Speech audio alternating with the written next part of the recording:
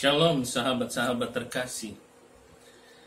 Di dalam kehidupan ini ibarat sebuah perjalanan rohani bagi setiap orang, di mana surga itu menjadi tujuan akhirnya.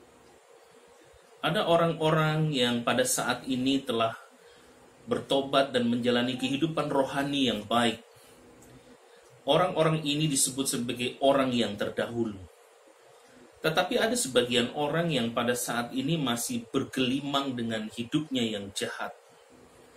Tetapi kelak mereka akan bertobat dan menjalani kehidupan rohani yang baik demi mencapai surga sebagai tujuannya. Orang-orang ini disebut sebagai orang yang terkemudian.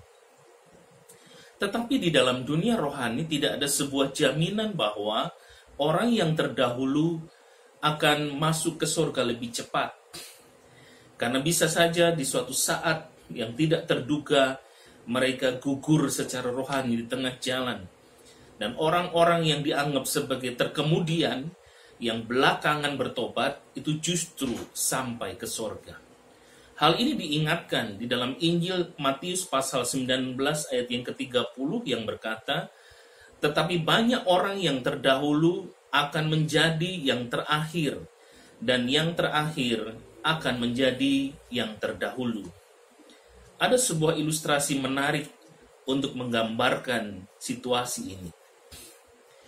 Ada dua orang yang sedang melakukan perjalanan ke sebuah stasiun kereta api.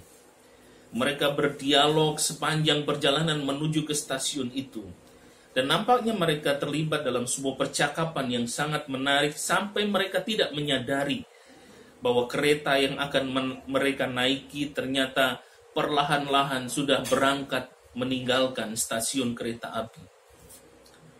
Keduanya terkejut menyadari bahwa mereka sudah tertinggal kereta api yang hendak mereka naiki.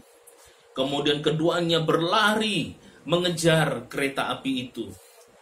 Namun hanya satu orang saja yang bisa sampai ke gerbong kereta api dan menaikinya, dan yang seorang lagi tertinggal. Orang yang tertinggal itu kemudian menangis sejadi-jadinya. Salah seorang petugas kereta api yang ada di stasiun itu kemudian mendekati dan menghibur orang yang tertinggal ini. "Jangan sedih, Pak. Masih ada kereta yang akan datang lagi." Orang yang tertinggal itu kemudian berkata, "Bukan itu persoalannya. Orang yang tadi berlari dan berhasil naik kereta api, semula dia hanya berencana untuk mengantarkan saya ke stasiun. Tetapi sekarang justru dialah yang berangkat lebih dahulu, sementara aku tertinggal di stasiun kereta api ini."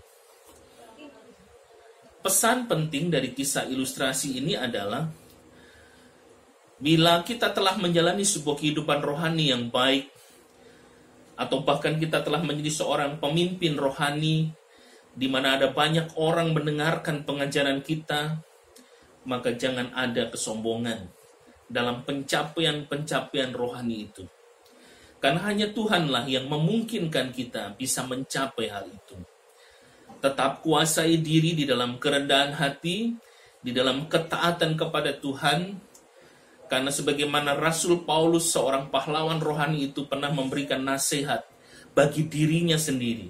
Di dalam 1 Korintus pasal 9 ayat ke-27 dia mengatakan, "Tetapi aku melatih tubuhku dan menguasainya seluruhnya, supaya sesudah memberitakan Injil kepada orang lain, jangan aku sendiri ditolak." Semoga ilustrasi ini memberkati saudara. Sampai jumpa pada kisah ilustrasi yang menguatkan iman dan menumbuhkan harapan selanjutnya. Tuhan memberkati.